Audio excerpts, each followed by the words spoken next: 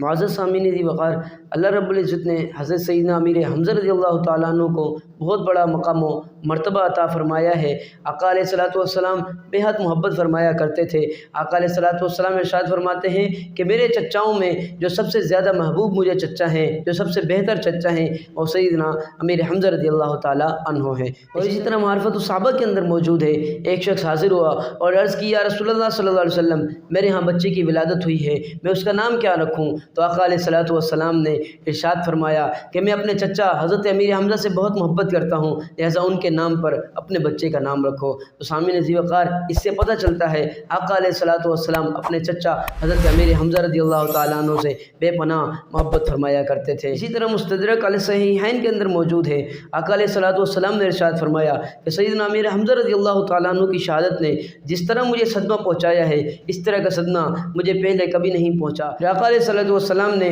اپنی شہزادی حضرت فاطمہ الزہرا رضی اللہ تعالیٰ عنہ اور اپنی پھپھی حضرت صفیہ رضی اللہ تعالیٰ عنہ سے فرمایا کہ سید الشہداء حضرت امیر حمزہ رضی اللہ تعالیٰ عنہ کا نام آسمان والوں میں لکھا گیا ہے، اور یہ لکھا گیا ہے کہ آپ رضی اللہ تعالیٰ عنہ اللہ اور اللہ کے رسول کے شعر ہیں۔ اسی طرح مستدرک علیہ صحیحین کے اندر موجود ہے، آقا دو عالم صلی اللہ علیہ وسلم نے ارشاد فرمایا کل قیامت کے دن اللہ تعالیٰ تمام لوگوں کو جمع فرمائے گا، ان میں سب سے افضل انبیاء و مرسلین ہوں گے، پھر ان کے بعد شہداء ہوں گے، اور فرمایا کہ شہداء میں جو سب سے افضل ہوں گے وہ سیدنا امیر حمزہ رضی اللہ تعالیٰ عنہ ہوں گے۔